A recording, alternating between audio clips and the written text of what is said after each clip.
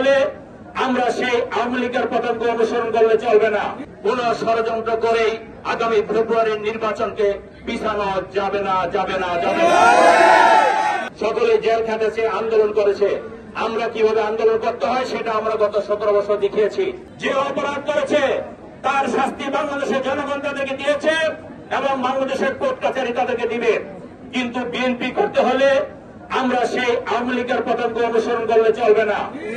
আওয়ামী লীগ খারাপ কাজ করেছে, আমরা ভালো কাজ করে জনগণের পাশে থেকে আওয়ামী লীগের ওই খারাপ কাজে প্রতিহত করে আওয়ামী লীগের এই সমস্ত খারাপ কাজের বদলা আমরা নিব। বন্ধুরা আমার, ভালো কাজ করেও সমাজে আলোচিত করণীয় হওয়া যায়। আমরা সেই ভালো কাজের পক্ষে। আমাদের নেত্রী দেশনেত্রী বেগম খালেদা জিয়া বলেছেন, তারেক রহমান বলেছেন, আমাদের অনেক শহীদদের রক্তের বিনিময়ে অর্জিত যে গণতন্ত্র, অর্জিত যে ভোটাধিকার, অল্প সময়ের মধ্যে আমরা তার প্রতিফলন দেখতে পাবো ইনশাআল্লাহ। আমরা মনে করেছিলাম এই দেশে 17 বছর ভোটাধিকারের জন্য, গণতন্ত্রের জন্য মানুষ জীবন দিয়েছে, রক্ত দিয়েছে, ছাত্র জনতা যুদ্ধ করেছে। আমরা অল্প সময়ের মধ্যে একটি নির্বাচন আশা করেছিলাম, কিন্তু একটি কুচক্রী মহল আমরা দেখেছি যাদের কোন ভোটের মাধ্যমে ক্ষমতায় যাওয়ার সম্ভাবনা নাই, তারা বারবার এই নির্বাচন নিয়ে টালবাহানা করছে।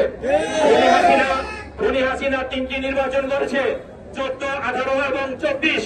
প্রতিটি নির্বাচনে ভোটারবিহীন করেছে তারা। জনগণের ভোট তারা পাবে না, সেই জন্য তারা কোনোভাবে চায়নি যে জনগণ ভোট কেন্দ্রে যান। বিএনপি জনগণের জন্য রাজনীতি করে, জনগণের ধারা রাজনীতি করে। বিএনপি চায় জনগণ যতবার ভোট দিতে পেরেছে বিএনপিকে ক্ষমতায় এনেছে। বন্ধুরা আমার, সেই জন্য আমরা বলবো, আজকে নির্বাচনের আকাশে যে গণমেঘ, সে গণমেঘ কেটে গিয়েছে। আমরা দেখেছি গত 13 জুন যখন আমাদের প্রিয় নেতা মাননীয় ভারপ্রাপ্ত চেয়ারম্যান জনাব তারেক রহমানের সাথে বাংলাদেশের অন্তর্বর্তীকালীন সরকারের মাননীয় অ্যাডভাইজার, চিফ অ্যাডভাইজার ডক্টর ইউনূসের সাথে যে বৈঠক হয়েছে, সেই বৈঠকে যৌথভাবে ঘোষণা দিয়েছেন আগামী ফেব্রুয়ারিতে নির্বাচন হবে। আমরা বিশ্বাস করি আমাদের অ্যাডভাইজার সাহেব যে নির্বাচনী ওয়াদা দিয়েছেন জনগণের কাছে, বাংলাদেশের মানুষের কাছে, সেই ফেব্রুয়ারিতে নির্বাচন হবে। মোনালিসা হেভি ফ্লো 15 পিস প্যাকেটের সাথে 8 পিসের একটি প্যাকেট একদম ফ্রি। কিন্তু নির্বাচনের কথা শুনে কিছু মানুষের গায়ে জ্বালা ধরেছে। তারা কারা?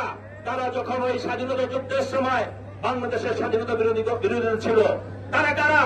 যারা নব্য আজকে এনসিপির নামে, যারা দেখেছে যাদের ভোট নাই, তারা আজকে ভোট নাই বলে তারা আজকে ভোটের বিরোধিতা করছে।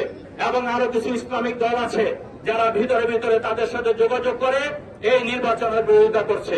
আমরা বলতে চাই, বাংলাদেশের মানুষ নির্বাচনমুখী। বাংলাদেশে যে 30% নতুন ভোটার আছে তারা নির্বাচনমুখী। কোন ষড়যন্ত্র করেই আগামী ফেব্রুয়ারির নির্বাচনকে পিছানো যাবে না, যাবে না, যাবে না। বেগম খালেদা জিয়ার কর্মীরা, আমরা তারেক রহমানের কর্মীরা এখনো মাঠে আছি। আমাদের 17 বছরের রাজনীতির অভিজ্ঞতা। অনেকে মনে করে যে এই জুলাই আগস্টে এই সফলতা এসেছে, এটা এই আন্দোলন বোধহয় জুলাই আগস্টে সৃষ্টি হয়েছে। বন্ধুরা আমার, আমাদের এখানে যে সমস্ত নেতৃবৃন্দ আছে সকলে জেল খাটেছে, আন্দোলন করেছে। আমরা কিভাবে আন্দোলন করতে হয় সেটা আমরা গত 17 বছর দেখিয়েছি। আমরা জুলাই আগস্টে তারেক রহমানের নেতৃত্বে সফলতা পেয়েছি। আমি নিজে বেশ কয়েকবার জেল খেটেছি। জুলাই আগস্টে যখন আন্দোলন শুরু হয়, 16 তারিখ থেকে 16 জুলাই থেকে ওই হায়নার বাহিনীরা, খুনি হাসিনার পেটোয়া বাহিনীরা আমাদের মিছিলে গুলি করা শুরু করে। আমি 22 তারিখে গ্রেপ্তার হই এবং 5ই আগস্ট যখন স্বাধীন হয়, তারপরে 6ই আগস্ট আমি জেলখানা থেকে বের হই।